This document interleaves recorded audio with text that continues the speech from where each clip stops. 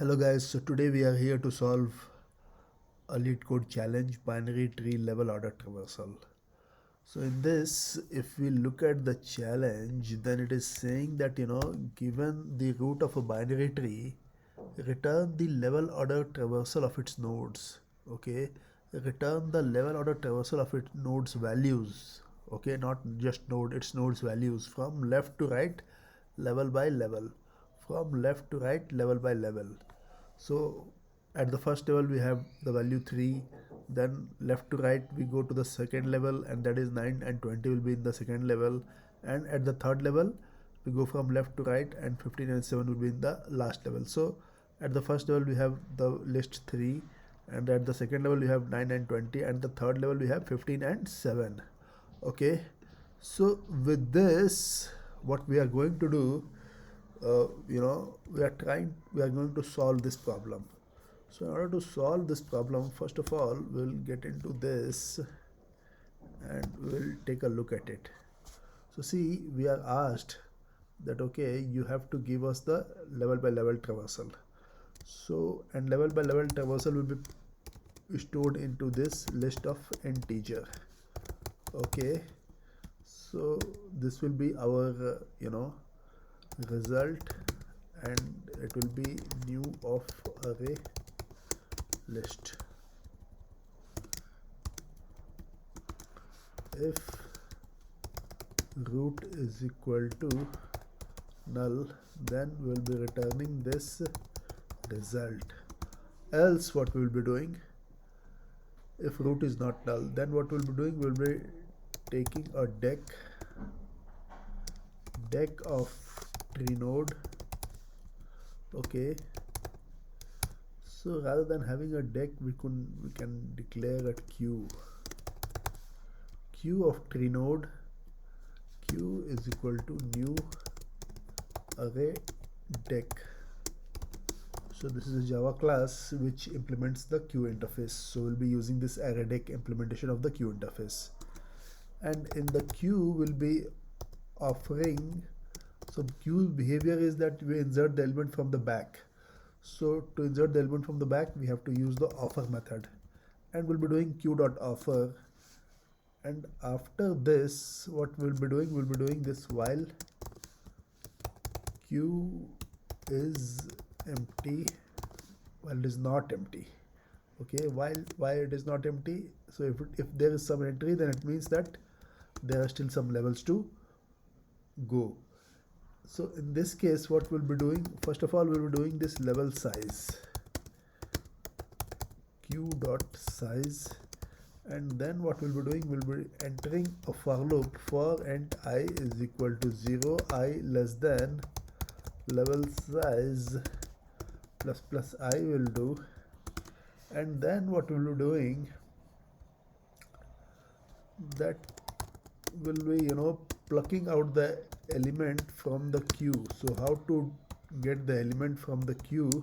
We have to do poll, and if node.left is not equal to null, then we'll have to do queue.offer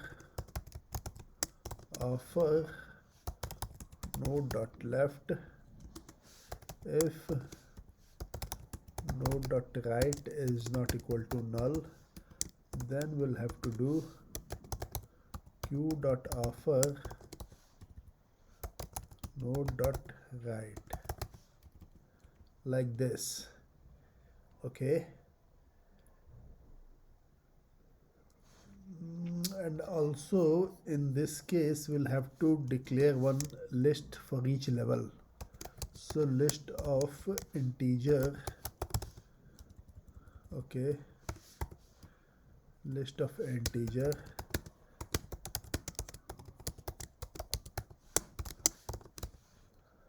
and this list of integer, what we'll be doing, after we get the element from the queue with the poll method, we'll be storing the value of it in the list, and after the for loop we'll be storing this list in the result dot add of list. and then we can just return the result. So this is one way to solve this problem. Okay, and if we go through it, we can easily make out that what this problem is doing. So first of all, we are creating a list of integer. Okay, and then uh, this list of integer is going to store the level by level list. Level by level, we are traversing the node values from the left to right, and that traversal we are storing in this list of integer. Okay, and to do the to accomplish this traversal, we are using the underlying data structure which we are using is the queue data structure. In the queue, what we are doing, we are inserting the elements from one end, we are only inserting the elements from the back, and we are getting the elements from the front. So inserting the elements into the back is the offer method, and the method to get the elements from the front is the poll method, and we are using that method. So what we are doing, that every time we are populating the node into the queue, we are calling this level size. So this level size is giving us that for this level how many elements are there in the queue which we need to you know uh, go through, and that will be the count of the number of nodes in the level. Okay, so and we are also we keep on inserting elements from the back, but those elements will not be traversed in this current iteration. Those will be traversed in the next iteration, and this iteration goes on till while queue is not empty. See, if you realize this, that we are using the same queue for all the different levels, but to get the number of elements for that particular level, we take the queue size. The queue size will give us the number of nodes which we need to traverse for the current level.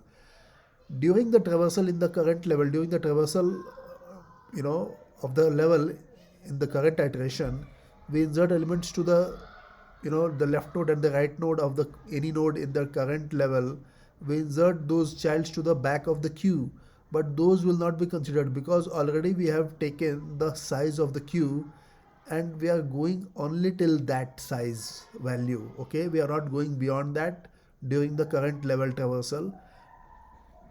And since there is the queue is not empty, okay, during the next iteration check, okay, we again come back to the same queue and do the traversal. So at that next iteration, we'll be traversing the child of the previous nodes, previous level nodes. Okay, so I hope this is clear to one and all. So let me just run this.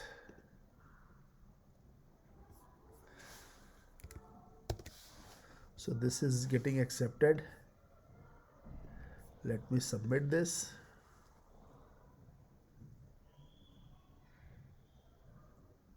So this is perfect. This is working fine. But this can be solved in a different manner as well. And today I am here to show how to solve this using a altogether different methodology. So people usually are under the impression that level by level traversal can only be accomplished using this BFS, breadth first search, but it can be accomplished using depth first search also. But only thing is that we have to mimic the behavior of breadth first search using the DFS. How can we do that? So let me show the method to accomplish that using breadth first search. So in this, what we'll be doing will be using the same logic, but in this case, what we'll be doing, if root is equal to null, then we'll be returning the. So in this case also we'll have to declare the list of integer.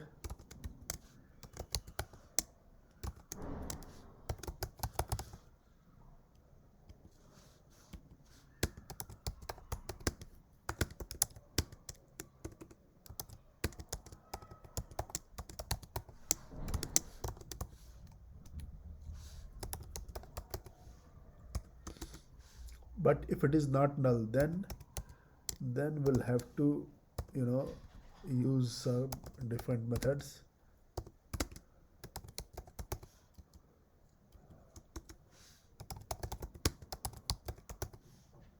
Okay.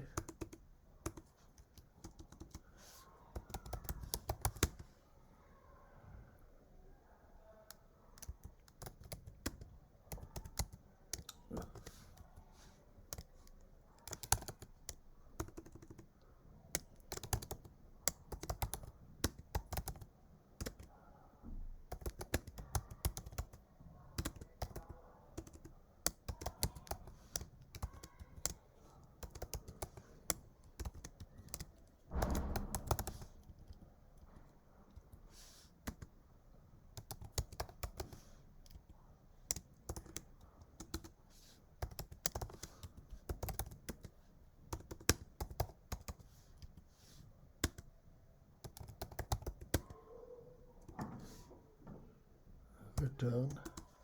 If the node is not null, then if level is equal to result dot size. So this is checking.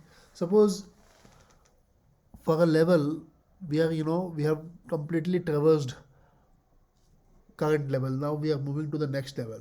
So the first time when we are going to the next level, it it is the case that the result array list, which is rather a list of list, is not having a array list for that particular, for that newly new list to be traversed, new level to be traversed. Okay, so it could be possible that the result list of list is not having a list corresponding to the new level to be traversed. Okay, so in order to have that, what we'll be doing will be taking this result, that in that we'll be passing this new array list.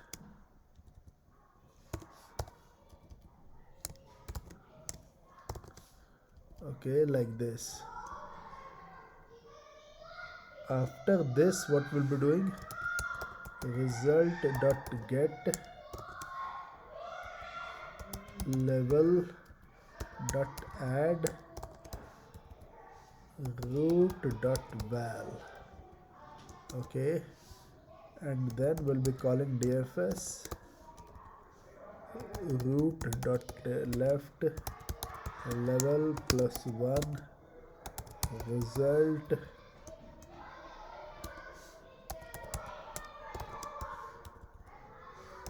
root dot right level plus 1 result.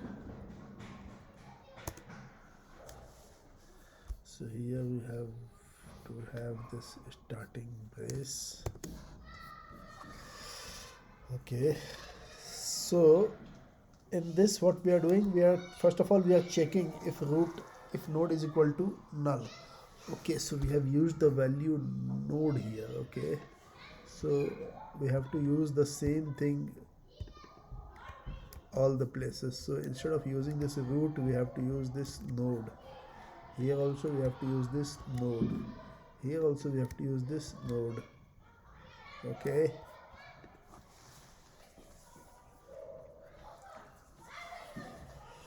perfect.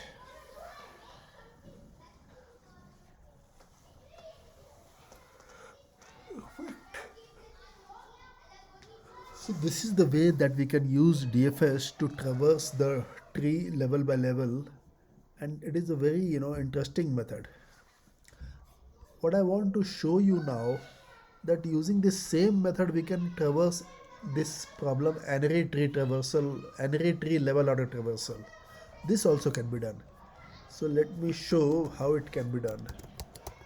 So first of all, as usual, we'll be declaring this list of integer.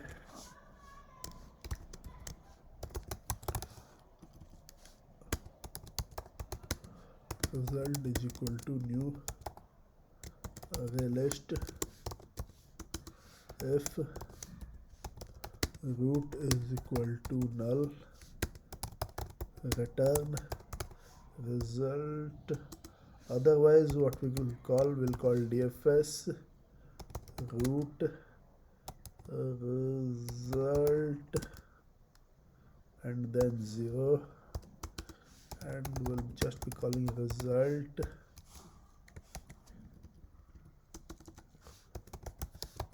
private void DFS, and then we'll be passing this node root list of integer result and int level. Okay, so in this also the same thing will be using if root is equal to null, then we can just return. If root is not null, then what could be the thing?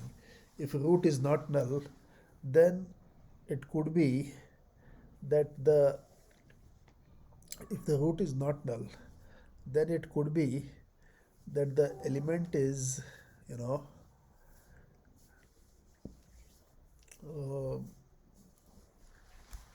the other case could be if level is equal to result dot size. So this can happen when we are going to a level, going to a level for the first time. This can only happen during that.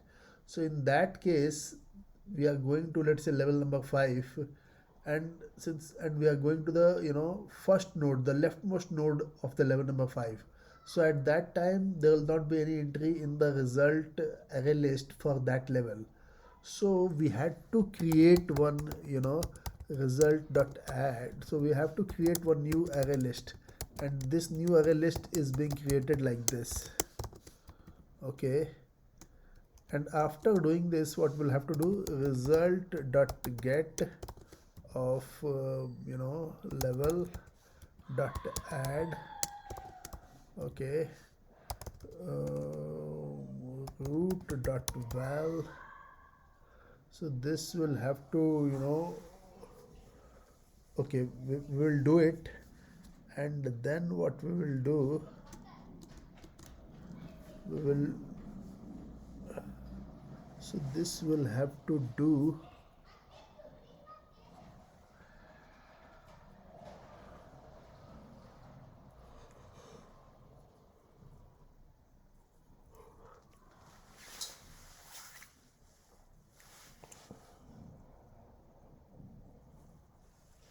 and then we'll have to do for node root dot children, इसको child कर लो, child. Okay,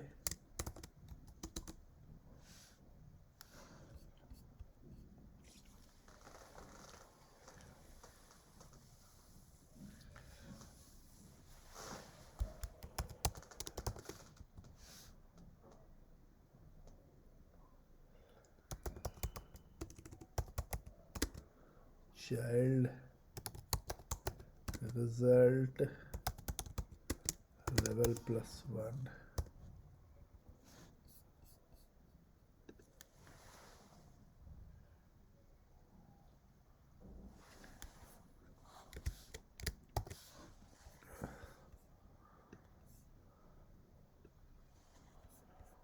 I can just submit this.